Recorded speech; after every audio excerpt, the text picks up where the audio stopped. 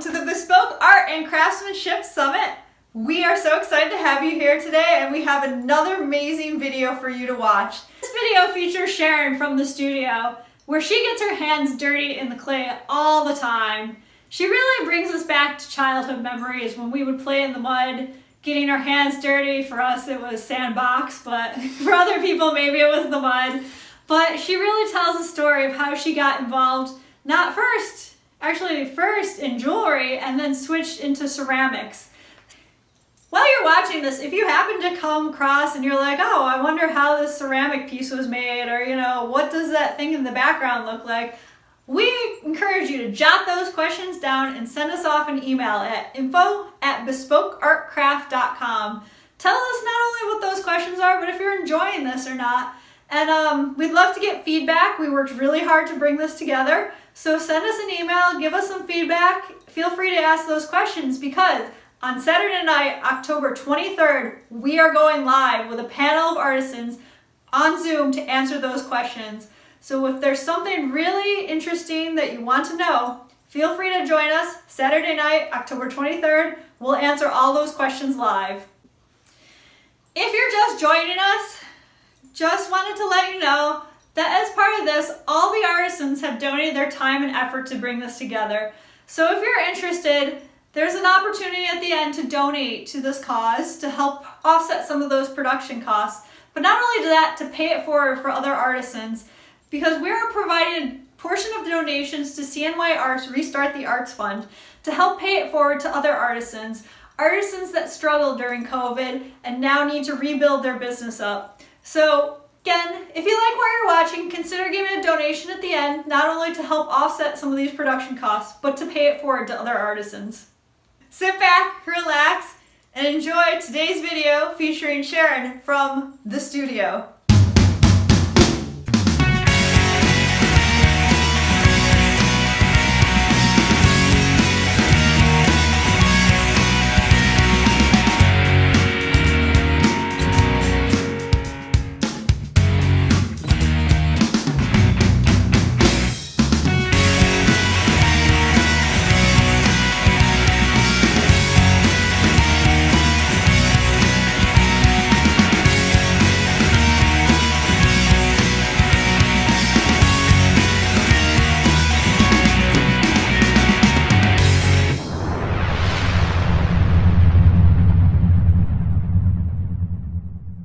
And clay is mud.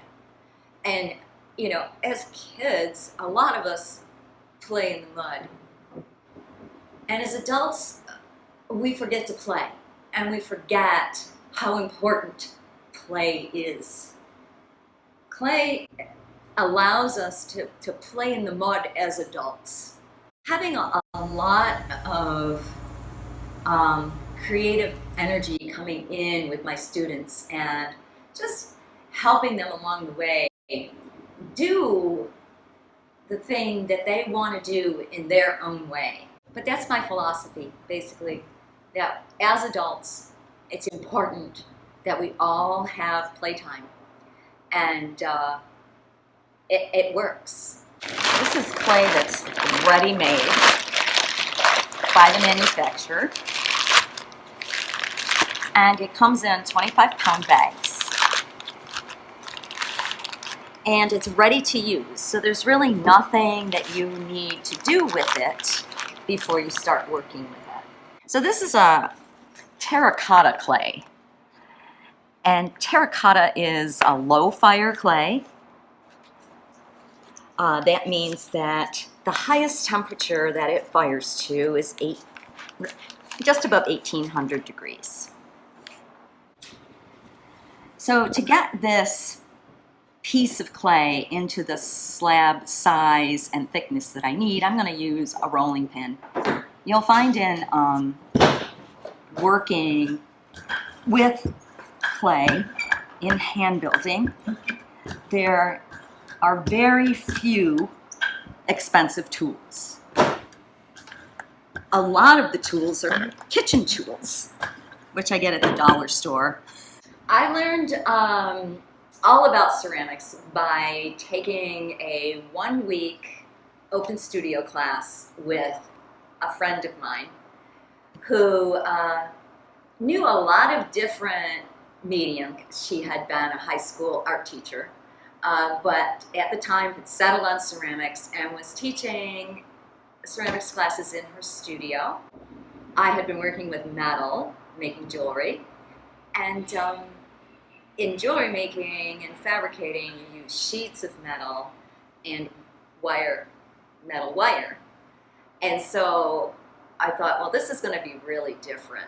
But it isn't, because with hand building, you use sheets of clay, and then you use coils, which are basically long pieces of clay that are like stakes or flat coils. So it's just building kind of the same way, but from a different material. So now I need to shape this clay to the mold.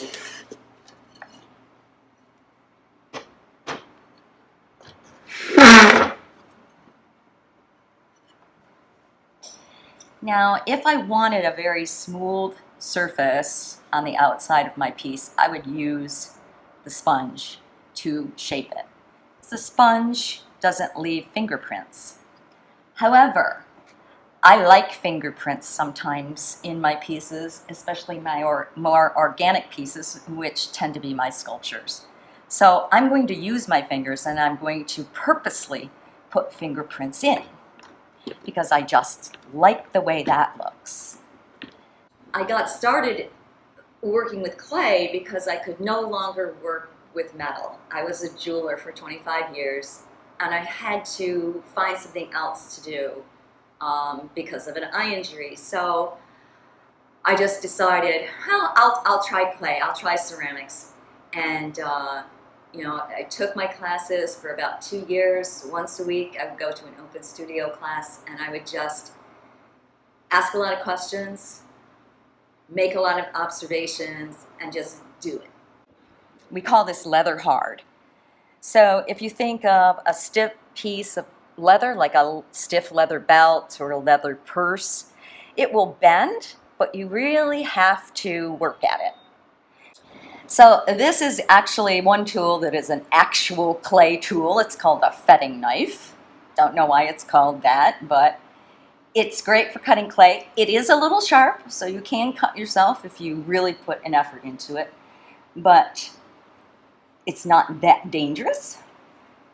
So there are some specific clay tools that are designed to work in clay. And these are kind of like the basic ones.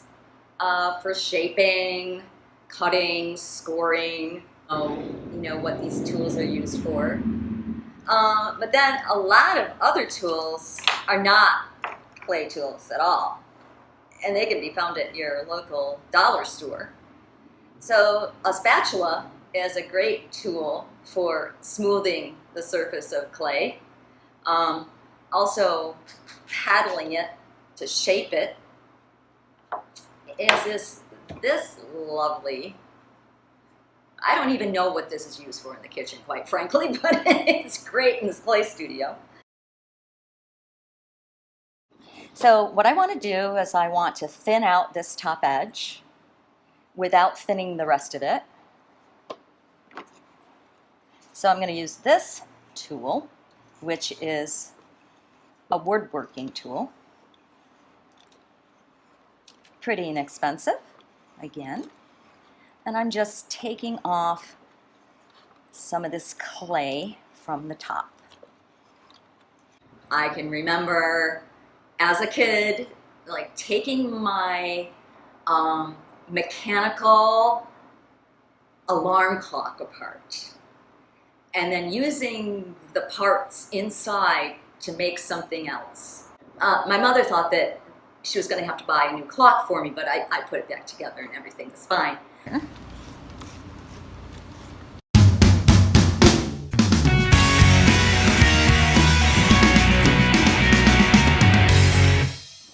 Now I'm going to use my fingers and a little bit of this water that we call magic water. Now, I didn't make up that name. It was made up by the person who invented it, and I don't know who that is. I don't know if anybody does, but you can find the recipe for magic water online. All you have to do is Google magic water. So magic water is made up of tap water and then two elements that are found in clay that help it stick together, make it what's called plastic. And that's sodium silicate and soda ash. Two very benign elements that are mixed with the tap water. So it's great for smoothing, and it's also great for sticking pieces of clay together. So I teach classes and we use magic water and brushes for the magic water. And these two things kept getting lost. And somebody would have their magic water but no brush, or their brush and no magic water. And so I had a little bit of time on my hands one day, and so I decided to make a brush and magic water holder. And we have a little reservoir to put the magic water in, and then you can dip the brush in and use it. So sometimes I just make my own tools. What I'm working on here is are kind of prototypes for a new idea that I have for garden sculptures that will also have metal forged components, which I will not do. But I have a friend who is a welder, and he does metal sculpture, and we're talking about doing some collaborating, so I'm pretty excited about that. So these pieces will be married with metal elements, and that's still up in the air because this is kind of like a work in progress. But on this piece, I want to put in some cutouts so that you can see the inside. I do sketches, very rough sketches, but if something happens along the way that I like, that I might not have anticipated, I'll just go with it. And I think that's a very important thing as an artist, to be open to the process of play. I think sometimes we get too involved in what the outcome is supposed to be, and then we're disappointed.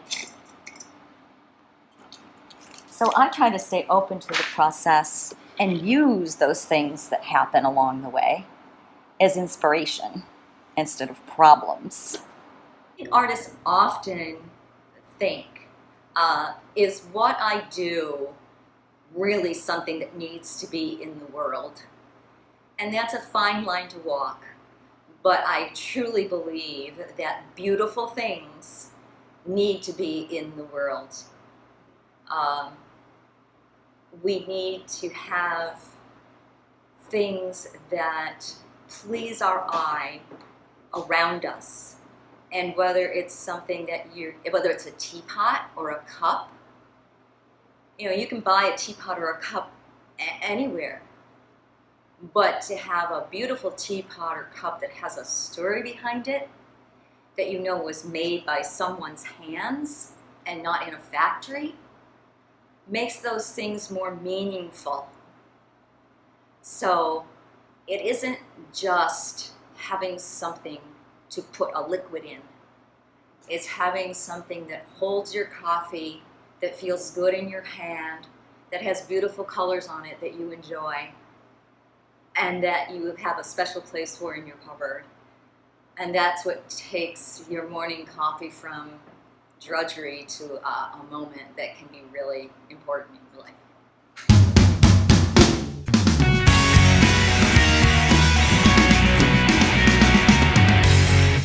Now, you probably made a pinch pot in school at some point. So I'm pinching the clay between my thumb and my fingers. It's kind of like this action here. And I'm just moving along the inside of this wall of clay. And I just continue pinching and feeling how thick the clay is. When people first start making pinch pots, they'll tend to just pinch up all the way to the top, like this. And that's great. If you want to make something that's more cylinder-like, attach the pinch pot to our outer bowl. To do that, we're going to use magic water. And we're going to use a scoring tool. We're going to scratch the bottom of the pinch pot where it's going to come in contact with our outer bowl. And we're going to scratch the inside surface of the outer bowl where we want the pinch pot to sit.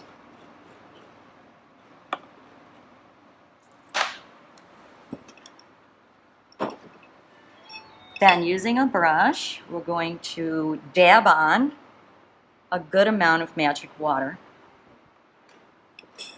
So I have these two scratch spots that are now wet, and I'm just going to put them together and I'm going to give it a little wiggle like that so it sets into place. Now the great thing about magic water is that those two elements that we put in the water, the soda ash and the sodium silicate, will actually draw the two pieces of clay to each other as they absorb that water. So we're going to give it a few minutes to do its magic, and then we'll come back and check and make sure that it's actually stuck. So now we're going to make this element, basically, that is going to sit inside that little pinch pot inside our outer bowl. Now this piece, because it has wire in it, and this is special wire that can go into the kiln, and when it goes into the kiln, these little wires get very soft and they droop. So in order to fire it correctly and not have it stick to anything else, we need to actually make this piece separate from the rest of our bowls, and then when everything is finished, this will get epoxied inside both the outer bowl and the little pinch pot on the inside. One piece that I still have and will always have, I'm not going to let go of it, is this right here. This is actually part of an installation piece that was in a solo show that I did. And it was the base. This sits on a pedestal, and then there are more of these little pods of varying sizes that hang from the ceiling down over this bowl. So it kind of looks like the pods are tumbling into the bowl. I had this idea to make this installation piece about 2 weeks before the show was to open. Which is risky, especially when you're talking about ceramics. But I'm like, okay, I'm going to try it. So I made the bowl, and I made all of these little pod pieces, and I stuck them into the bowl, and I put it in the kiln to fire it. And it came out fine. It was great. It looked wonderful. And I glazed it, and I went, I put it back in the kiln for the glaze fire. And when it came out of the glaze cut fire, it was literally cracked in two. So wow, that was a big problem. But I had already put so much time into it, and I was really so excited about the idea that I decided that I would make another one. And I would try to figure out why it cracked.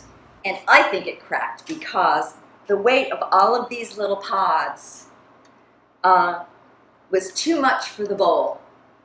And so when it fired, it cracked in two. So I made a second one, and I did not put all the little pods into it. The little pods were fired separately. both bisque fired separately and glaze fired separately, and then I epoxied them into the bowl. I'm really hoping that I will be able to do more custom work. I have done a fair amount for people who live in like areas like Florida and in the South mostly, where they tend to want to decorate their fences down there. So I've made quite a few pieces that are in people's yards and on their fences. And I really enjoy doing that. Usually what people will do is to give me an idea. For instance, I would like some 3 sculptures to hang on my fence that will reflect the beach. And I like it when people do that and they kind of trust me to come up with ideas. And so I do. That's when I have to do sketches, because I have to show people what my ideas are. So I will sit down and make myself do a sketch, and I work with them to make sure that it's the right size, the colors, the shapes that they like, and then I proceed. And I do try to keep people kind of in the loop along the way, because a custom ceramic piece can take 2 to 3 months to complete. So I really feel that I need to keep people engaged through that process, so they get excited about it too, because I get excited, so I want them to be excited about it, and also to give me feedback along the way. So this, once it is dry, totally dry, will go into the kiln to be fired, bisque fired.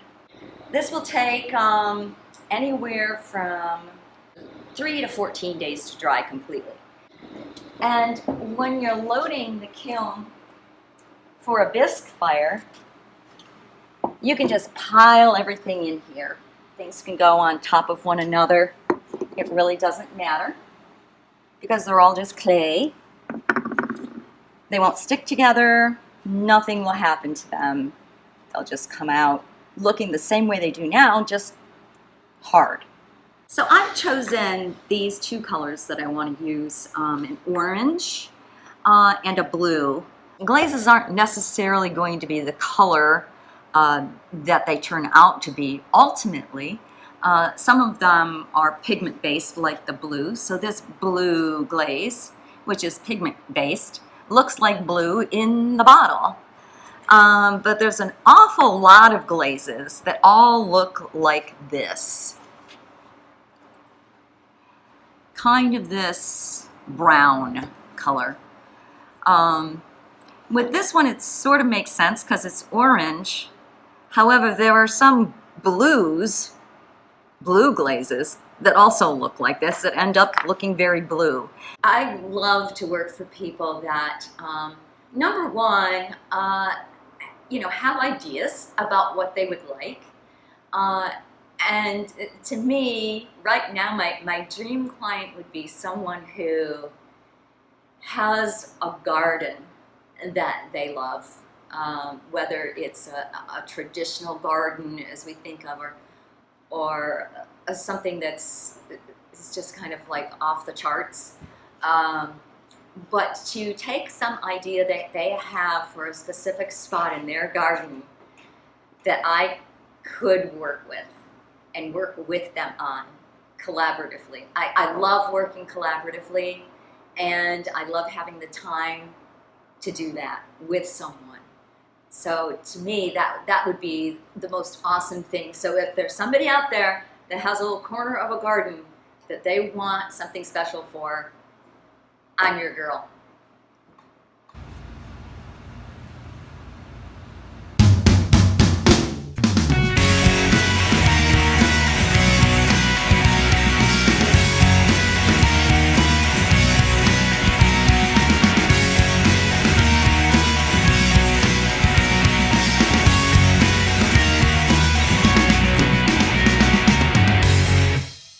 Thanks for watching The Studio, Rochester, with Sharon.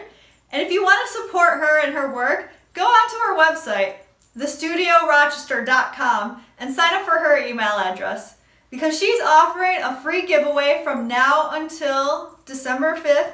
If you sign up for the email list, she's going to be drawing a name out in December and you have a chance to win a prize.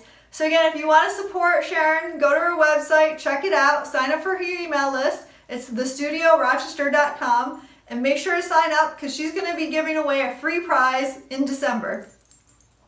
So if you're watching us during the week, be sure to come back and check us out tomorrow. We have an exciting video with Chris from Moon Rabbit Press, who makes prints that really make you smile and laugh. She uses witty sayings. She has colorful prints. She uses old style print presses that are very hard to find nowadays. So check her out. Again, it's tomorrow. If you're watching us during the All Access weekend, check out the other artisans. We have jewelry, we have fabrics, we have bicycle repurposing, something for everyone, so go check out those other videos.